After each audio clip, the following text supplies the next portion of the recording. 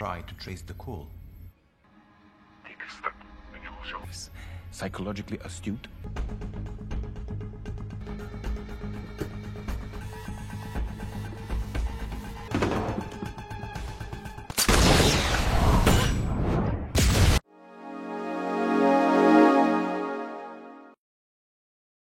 Selamat siang semuanya, apa kabar hari ini? Sehat? Kembali lagi di channel Lux Cinema. Kali ini kita akan menceritakan film action tentang seorang agen CIA yang harus menghadapi pilihan hidup yang sulit ketika suaminya diculik oleh sekelompok teroris yang menginginkan sebuah file berharga. Dia pun harus melakukan segala cara untuk mendapatkannya. Langsung saja kita bahas alur cerita filmnya yang berjudul Canary Black yang dirilis pada tahun 2024. Langit Tokyo malam itu dipenuhi cahaya neon dan lalu lintas yang tak pernah tidur. Di antara gedung pencakar langit dan bayang-bayang malam, seorang wanita berambut pirang menyelinap ke sebuah komplek perkantoran elit. Langkahnya ringan, namun pasti. Ia adalah Perry Graves, agen senior CIA menyamar sebagai eksekutif. Ia memasuki ruangan tinggi lantai atas, menggandakan file dari laptop seorang pebisnis bayaran.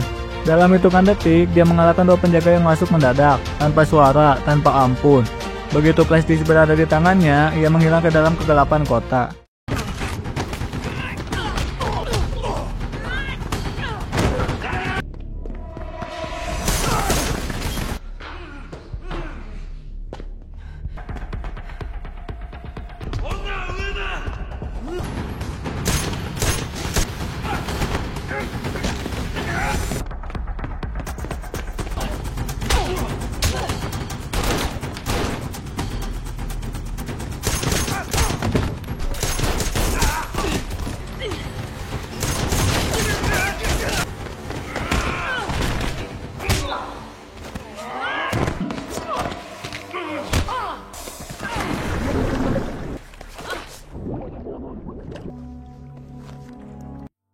Beberapa hari kemudian, Perry kembali ke rumahnya di Zagreb, Kroasia.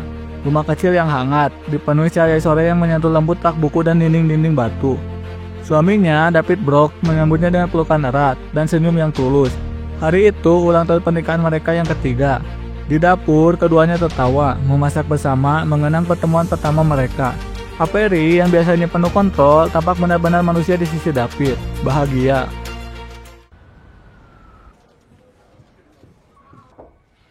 Hey. I'm speechless. Cheers. Oh. How's Maggie? Hurry it up. When you were in Japan, this is the day. Thank you, sir. The murders. Yes. Ketika Perry kembali dari toko, ia menemukan pintu rumahnya terbuka. Ruangan berantakan, cermin pecah, David menghilang. Di tengah kekacauan, sebuah ponsel berdering dari atas meja. Suara distorsi dari ujung lain mengatakan hanya satu hal, Canary Black atau suamimu mati. Perry terpaku, dia tahu file itu. Protokol CIA yang hanya boleh diakses oleh direktur tinggi, dan sekarang teroris menginginkannya. Dia mencoba menghubungi markas CIA, tapi sistemnya sudah diretas. Perry menyadari ini bukan penculikan biasa. More time to triangulate the exact location. Home early so you can at least pretend to have a life.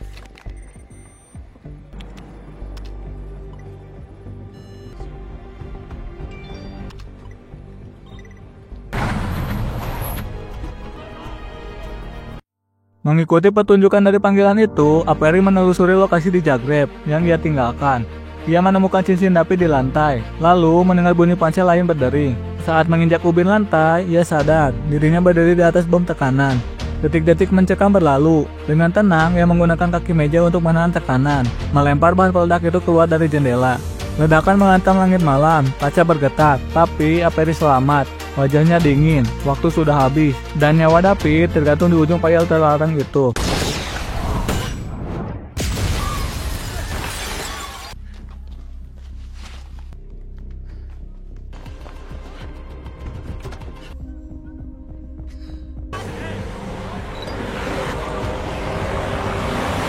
Tak ada pilihan lain.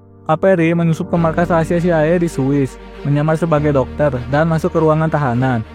Di sana ia menemui Laszlo Stoica, agen ganda yang dulu pernah menyimpan rahasia tentang Canary Black. Stoica menyimpan kapsul di giginya, tapi saat Avery membukanya, isinya kosong. Ia dijebak. Saat alarm berbunyi dan pasukan bersenjata mengerubunginya, Avery melarikan diri lewat saluran bawah tanah, meninggalkan identitas lamanya. Kini bukan hanya musuh yang memburunya, tapi juga CIA. Seorang agen paling berbahaya dunia telah menjadi buronan.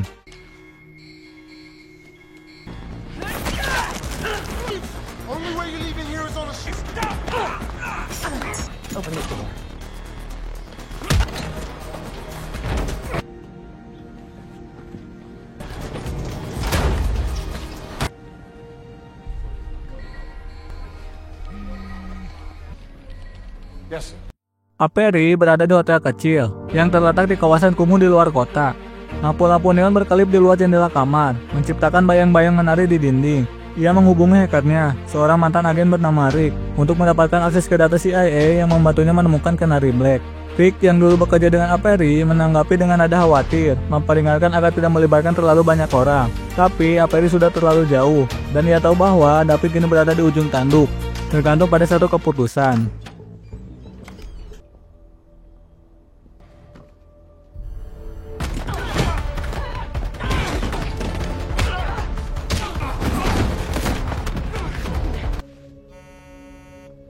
Well. Aren't we the file? Your intel was wrong. Which is why your agents... Rick memberi petunjuk tentang server CIA yang terletak di Zurich, Swiss. Avery tak ragu lagi, bergerak cepat. Ia merubah penampilannya, mengenakan pakaian elegan dan menggunakan identitas palsu untuk masuk ke markas perusahaan teknologi yang bekerja sama dengan pemerintah. Di sana, melalui serangkaian sistem keamanan yang hampir mustahil ditembus, ia berhasil mengakses database milik CIA. Namun, saat ia mengunduh file yang ia cari, informasi yang ia temukan jauh lebih mengerikan daripada yang ia bayangkan.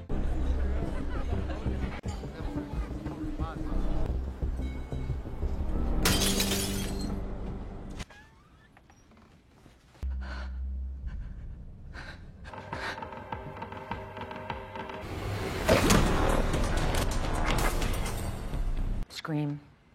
Shout. Turn over that file, you. Give it to me. I get my husband back. 3091. Canary Black bukan sekedar kode akses atau daftar nama. Itu adalah protokol cyber yang bisa mengaktifkan infrastruktur negara secara bersamaan. Virus yang tersembunyi dalam sistem dunia maya yang dapat menghancurkan ekonomi global dalam waktu singkat. Avery merasa darahnya berdesir. Ini jauh lebih buruk dari sekedar penyanderaan suaminya.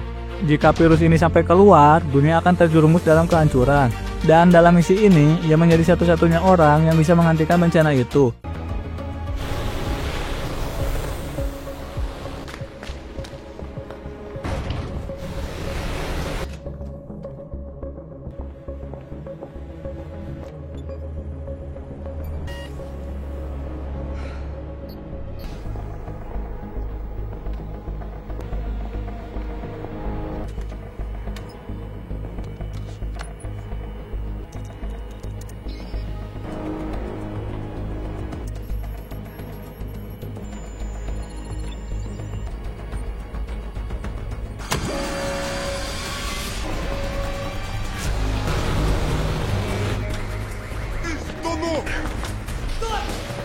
Get that drone in the air, now.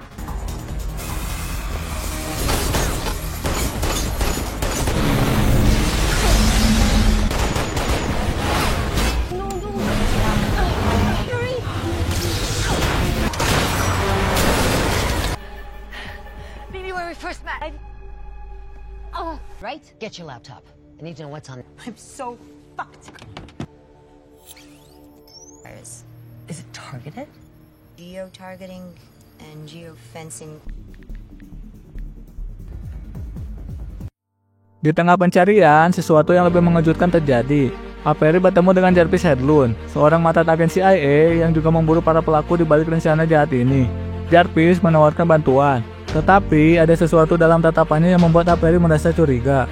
Meskipun keduanya berjuang dengan tujuan yang sama, Avery merasakan ketegangan yang sulit dijelaskan. Kepercayaan antara mereka sangat rapuh. Dalam perjalanan menuju markas Brezhnov, pemimpin kelompok teroris yang berada di balik semua ini, kehadiran Jarvis terasa semakin mencurigakan. Consider very rich man. You're bleeding. Your complex.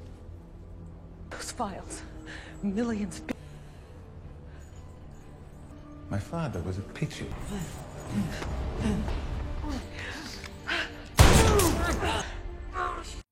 Avery dan Jarvis memasuki markas Brezhnov di sebuah kota terpencil di Eropa Timur. Tapi begitu mereka tiba, serangkaian pengkhianatan terjadi. Jarvis yang Avery anggap sebagai sekutu ternyata memiliki agenda pribadi. Dia ingin menggunakan Canary Black untuk kepentingannya sendiri, membalas dendam pada sistem yang telah mengkhianatinya. Ketika Avery mengetahui rencana sebenarnya, ia terjebak di antara dua pilihan sulit, mengikuti Jarvis atau melawannya. Namun, situasi semakin kacau ketika Brezhnov menangkap mereka berdua. Ketegangan memuncak dan Avery hanya punya satu kesempatan untuk keluar hidup-hidup. Dia harus melarikan diri dari markas tersebut dengan membawa file tersebut dan menghentikan virus sebelum terlambat. Japan je platio 40 Президент, который США, чтобы подверглась этому. Greek neighborhood, also his computer logs. The EU, the US, France, the UK, and the United States. Malam itu, Avery berdiri di tengah ruang server yang dingin dan penuh dengan perangkat komputer besar. Aliran data berjalan cepat dan layar di depannya menunjukkan grafik yang terus berkembang. Ini adalah titik puncak dari semuanya. Virus Canary Black sudah hampir siap untuk diluncurkan. Avery tahu bahwa jika virus ini mencapai jaringan internasional, semua yang ia cintai akan hancur. Dunia akan berada di ambang kehancuran, ekonomi global akan runtuh, komunikasi terhenti, dan miliaran orang akan terpengaruh. Namun, sebelum Avery bisa bertindak, seseorang muncul di baliknya. David, suaminya. Dia terlihat berbeda, lebih dingin, lebih kejam. Avery merasa seluruh dunia runtuh di sekitarnya. David yang selama ini ia percayai ternyata adalah Kali, nama samaran yang digunakan oleh agen ganda yang berkolaborasi dengan Brezhnov untuk mengendalikan Canary Black. Ternyata penculikan yang terjadi sebelumnya adalah bagian dari rencana David untuk memanipulasi Avery agar mengambil file tersebut dan memicu kekacauan yang ia inginkan.